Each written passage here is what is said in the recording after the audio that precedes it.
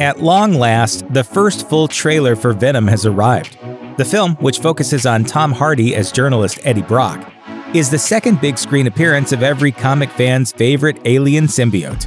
After the first teaser of the film conveyed more about the tone of Venom than its actual content, fans finally have their first real look at what this movie will be about, and, more importantly, what Venom's iconic costume is going to look like this time around.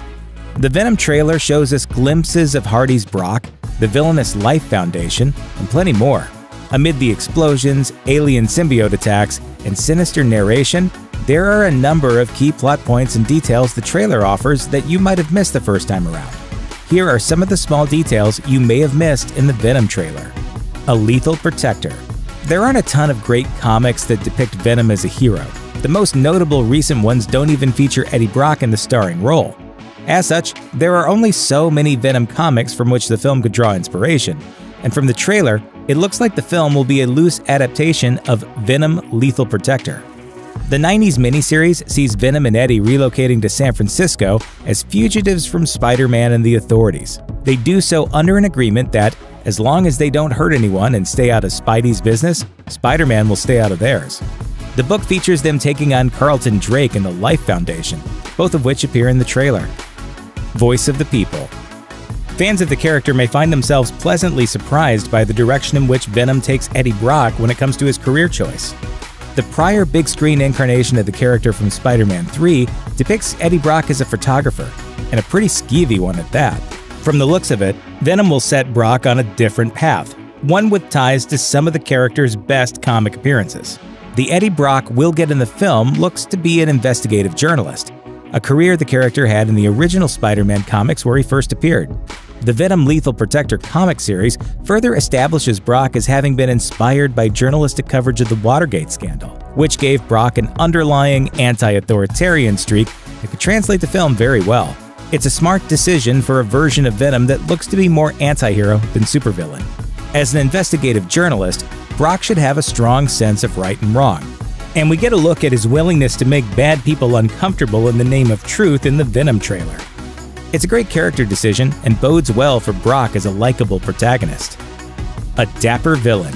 The Venom trailer also gives us our first real look at the film's villain, Carlton Drake, played by Riz Ahmed. Drake is another carryover from Lethal Protector, albeit one with which the filmmakers seem to have taken a few liberties. In the comics, Drake is an older man running the Life Foundation. He's a shady dude, but he's not responsible for Venom and Eddie's bonding, nor for the discovery of the original symbiote, although he does discover the existence of others. It looks like Ahmed's take on the character will be significantly different. Ahmed is young and attractive, and by the looks of it, he'll be a prominent media figure in the world of the film. He's also far more directly tied to the symbiote's presence on Earth, with his Life Foundation seeming to be responsible for either discovering the symbiotes or bringing them to Earth to begin with. It makes for a villain far more directly tied to the protagonist, and that's likely going to be a good thing. Love is in the air. We get our first look at the dynamic between Tom Hardy's Eddie Brock and Michelle Williams' Anne Weying in the Venom trailer as well.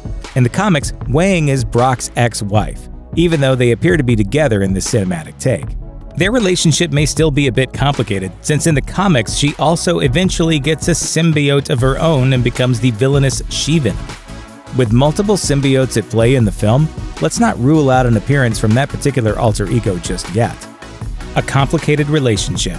The relationship between a host and a symbiote in Marvel Comics isn't necessarily defined by a strict set of rules, but generally speaking, there is usually a decision made on the part of the host to bond with it. Why would we do that? Here, it's not clear how much of a choice Eddie Brock has about sharing his body.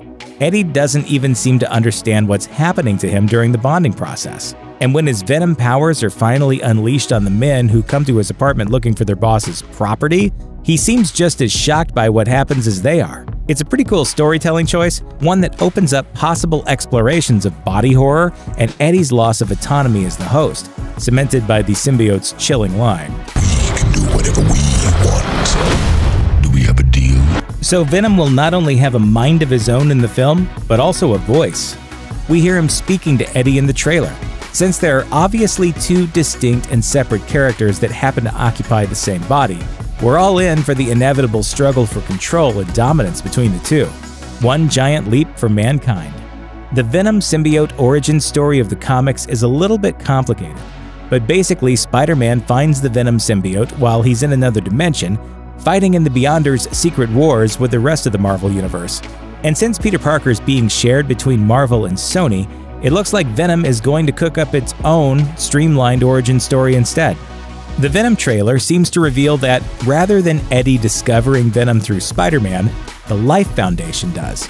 It also skips the element of Venom's origin where it masquerades as a superhero suit.